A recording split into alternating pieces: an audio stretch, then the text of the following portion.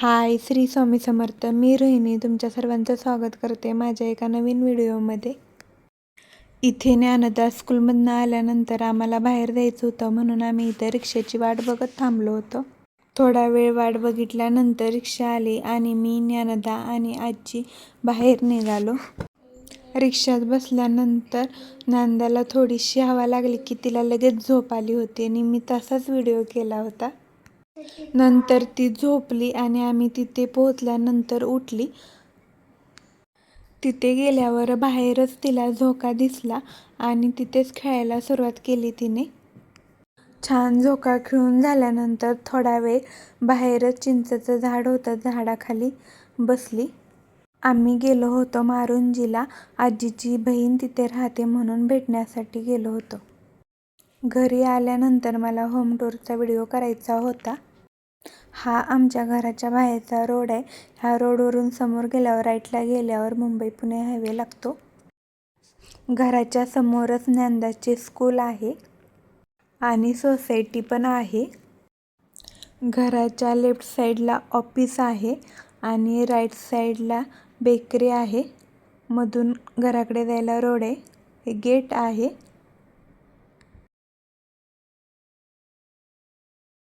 गेटमधून आत आल्यानंतर इथं आंब्याची झाडं आहेत 2 आणि कपडे धुवायला इथं जागा पण आहे, नळ पण आहे आणि इथे छोटी छोटी झाडं पण लावलेली आहेत. आंब्याचं झाड आहे, कढीपत्त्याचं झाड आहे. बाहेर हे टॉयलेट आहे आणि हे दगडाचं बांधकाम दिसतंय, ते जुनं घर आहे. नंतर ही तुळस आहे, इथं गाडी लावली. बाहेर हा झोका आहे.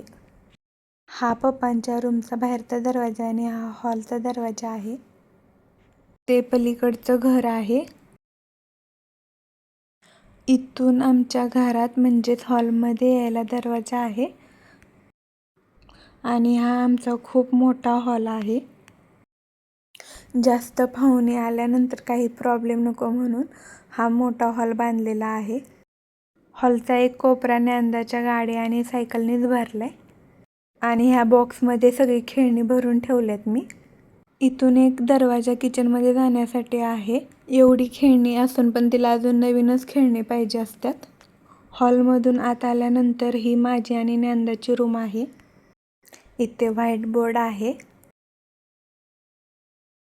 आणि इथं हे बुक आहे 30 days change your habit, change your life. हे बुक मला पर्सनली खूप आवडलेलं. मला कधी पण वेळ मिळाला की मी वाचत बसते. आणि हे कपड्याचं कपाट आहे.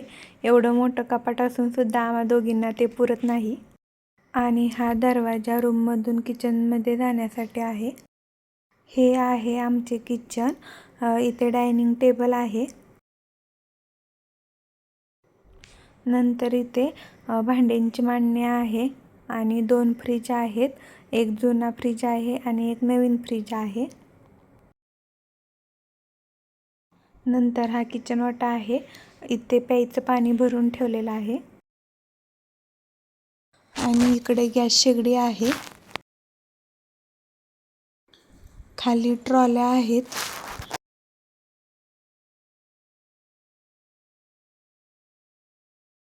इकडे देवारा आहे.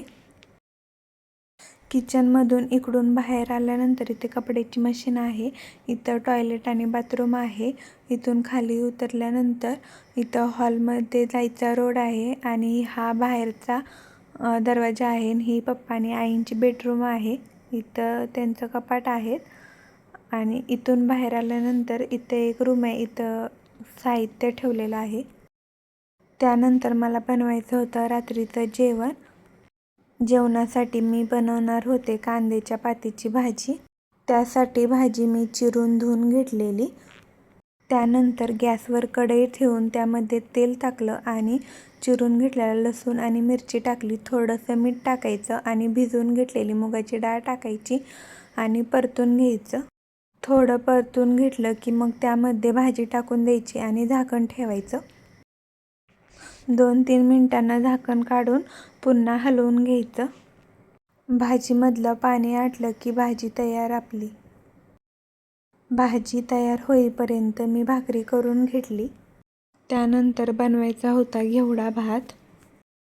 त्यासाठी घेवडा आणि तांदूळ धुवून घेतलं होतं. नंतर कढईमध्ये तेल टाकायचं, जिरं टाकायची, मोहरी टाकायची आणि कढीपत्ता टाकून त्यामध्ये धुवून घेतलेलं घेवडा टाकायचा आणि चांगलं परतून घ्यायचं.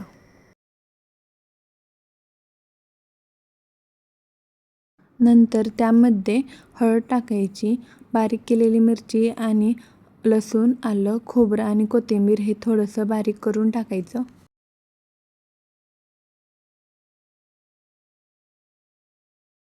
चवीनुसार मीठ टाकायचं. नंतर तांदूळ टाकून परतून घ्यायचं. कुकरमध्ये पाणी गरम करायला ठेवलेलं होतं. परतून झालं की कुकरमध्ये ते टाकून दिलं आणि 3 शिट्ट्या करून घेतल्या. हा व्हिडिओ आवडला असल्यास व्हिडिओला लाईक करा, शेअर करा आणि माझ्या चॅनलला सबस्क्राईब करा. कुकर थंड होईपर्यंत ज्ञानदाचा होमवर्क घेतला. त्याच्यानंतर भांडी घासून किचन ओटा साफ करून घेतला आणि सर्वांनी जेवण करून घेतले. थँक्यू.